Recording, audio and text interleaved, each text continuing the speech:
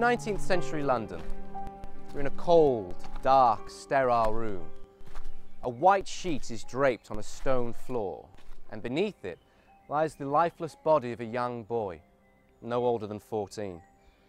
He has bloody, toothless gums, grey, dead eyes, a dark, black bruise on his forearm in the outline of a hand, as though seized by a powerful force.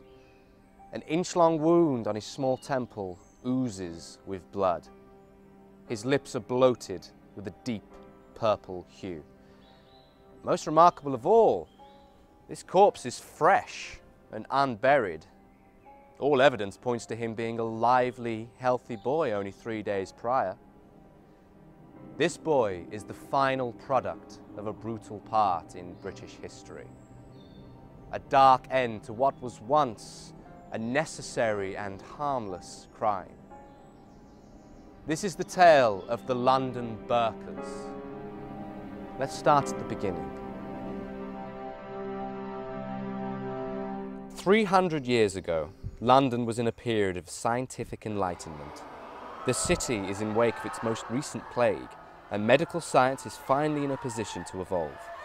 At the forefront of the advancement of surgical science were William and John Hunter, two brothers who were beginning to reshape the world of medicine. By the 1750s and 60s, they are pretty much leading the charge. William was a particularly polished and a society lecturer. And John becomes particularly famous for his work as a dissector. Well, at the second half of the 18th century, the Hunter brothers are the most important figures in London. The medical profession was absolutely burgeoning really quickly, right the way across Europe. And the problem was that they were only entitled to between 10 and 12 corpses legally a year.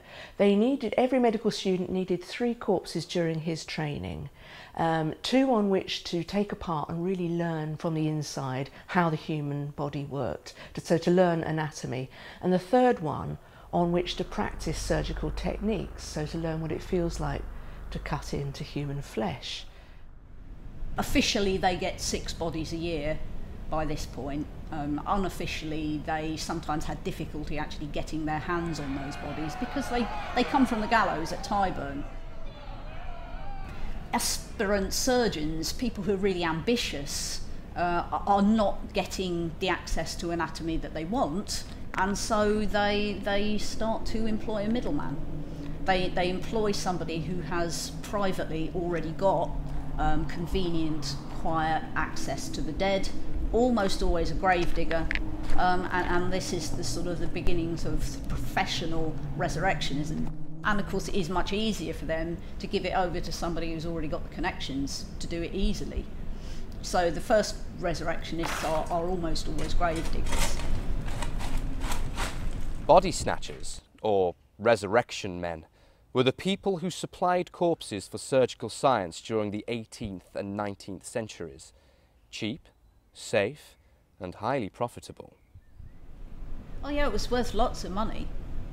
I always give the annual yearly wage of a nurse as a kind of comparison sum. So that's a contemporary sum that somebody might expect to make in a year. It's about £20 to £25. So one good adult male body would fetch you £10. So that's just one body. So corpses are worth a lot of money. So how did our boy end up on the table, bloody and murdered? Introduce John Bishop, a career resurrection man.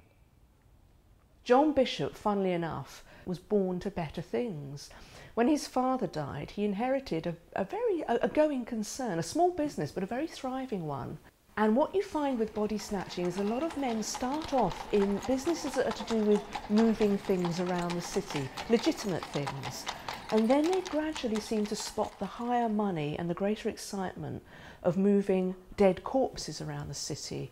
By about 1818, he's given up. He's sold off his father's business, and he's a full-time resurrectionist. And it's estimated that he may have dug up or stolen as many as 1,000 corpses in his 13-year career. By the time of the Italian boy case, he's 33, and he's fallen into the trap that the majority of resurrection men fell into. He started drinking very heavily, and this is affecting his judgment, and it's making him much less discreet. You had to be absolutely discreet to do this revolting trade. It was a very secret world, and you had to keep very quiet. So he's getting a bit mouthy, he's getting a bit lazy, and in the summer of 1830, where he lives in Bethnal Green, his next door neighbour falls on really hard times and moves in with him. Now this is Thomas Williams, who's only 25, he's really quite young, and he's just got out of Millbank Penitentiary, where he'd been serving a very long sentence for theft. In the Highlands, around the same time, a scandal came to light in Edinburgh, Scotland, that would change everything for Bishop and Williams. 2 Irish immigrants named Burke and Hare brutally murdered at least 16 people and sold their corpses to medical schools throughout the city for a handsome profit. And it's actually Thomas Williams who makes the suggestion to John Bishop, look, if you're getting older, you're finding it harder to dig up bodies because obviously your strength is starting to fail. Why don't we actually do what Burke and Hare did 3 years earlier in Edinburgh and start murdering? It's a quick route. You know, there's lots of vagrants floating around London, vagrant children, vagrant women, old men. Why don't we lure them into this cottage of ours, promise them a bed for the night, and just kill them? And so actually, although John Bishop is a really nasty piece of work, he really is, it's actually the younger, inexperienced man who's never worked as a body snatcher, he's just a thief. He makes this suggestion to John Bishop, and they become the London Burkers.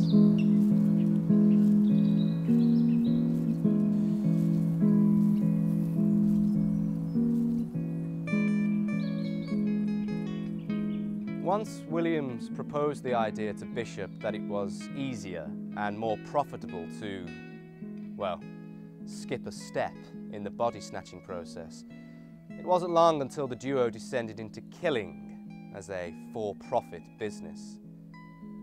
No longer are we faced with resurrectionists. Now London is faced with a pair of ruthless serial murderers.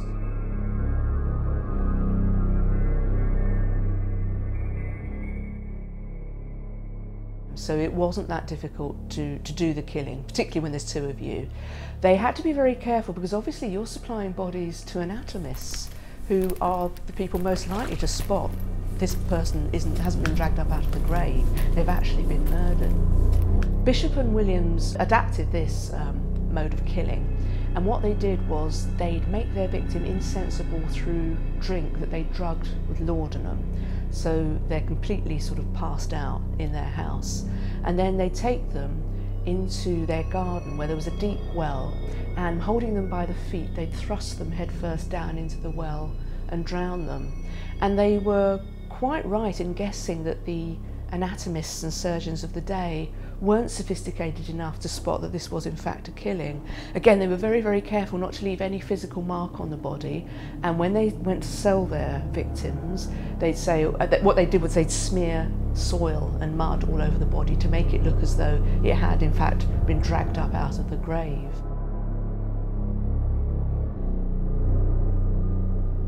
Everything was going according to plan for Bishop and Williams, but it was the carelessness of a new member that marked the beginning of the end for the London Burkers.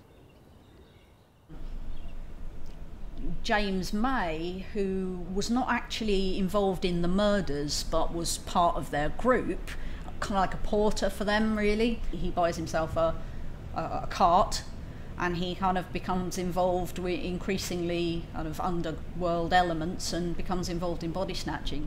It's what he was prominent for in the London Burking case. The case of the Italian boy was selling the teeth, and he definitely did that. Whether he was involved in the murder or not, he was there pretty quickly afterwards. He goes back with them to the house to have a look at the corpse and to take out the teeth, because the teeth were a very, very lucrative sideline for body snatchers.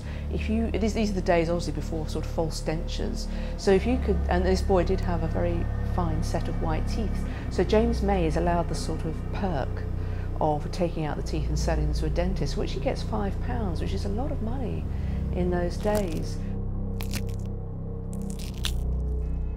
Well, on the morning of the 5th of November 1831, a body was delivered to King's College Anatomy Department in the Strand, and the dissecting room porter, he knew John Bishop very well and James May. He'd been receiving legitimately body-snatched bodies off them for years. So when they turn up with this young adolescent boy, he initially doesn't think anything of it. When they tip the body out of the large straw hamper onto the stone floor of the anatomy department, the dissecting room porter instantly spots this isn't right. What essentially happened with the body of the Italian boy is that after they'd killed him, they pulled out the teeth pretty much immediately with a bradawl. James May knocked out the teeth. People at King's College, when they looked at the body, felt very suspicious about it because there was still fresh blood in the mouth from where they knocked the teeth out. The forearm of the young boy has also got very deep finger mark bruises on it, which looks to him like there's been a struggle shortly before death.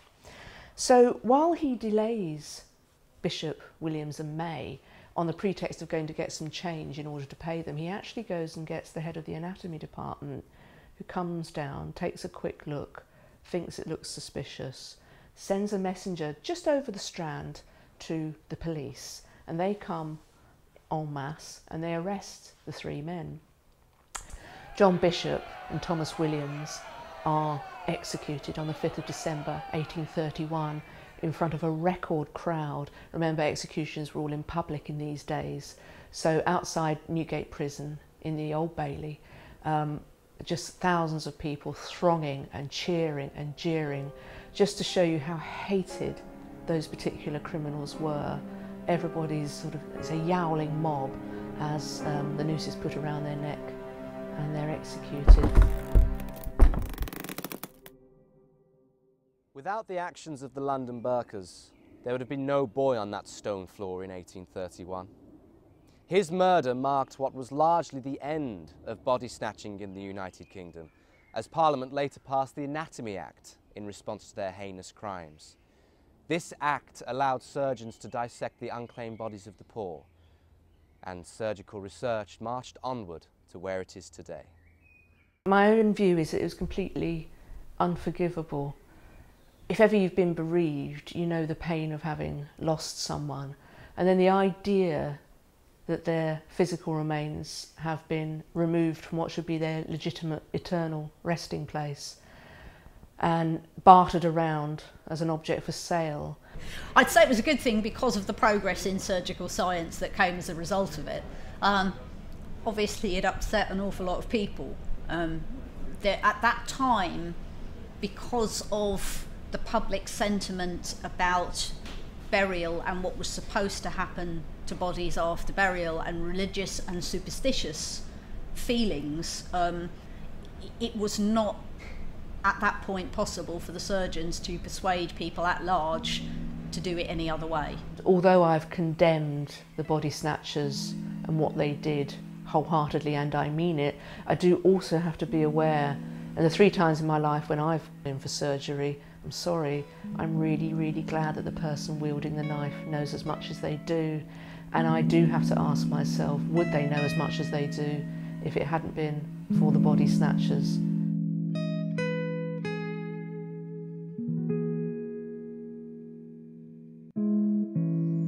The tale of the London Burkers comes full circle after Bishop and Williams are ripped apart, piece by piece, in front of a jeering, vicious audience.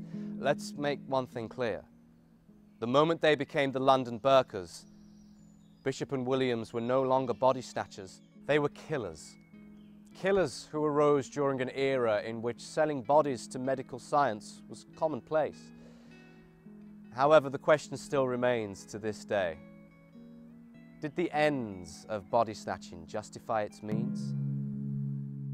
I do often wonder, whenever I'm in a graveyard Particularly in a country graveyard, you're walking through it, it's all very picturesque and quiet. And I often wonder, beneath those headstones, how many of those graves are actually empty.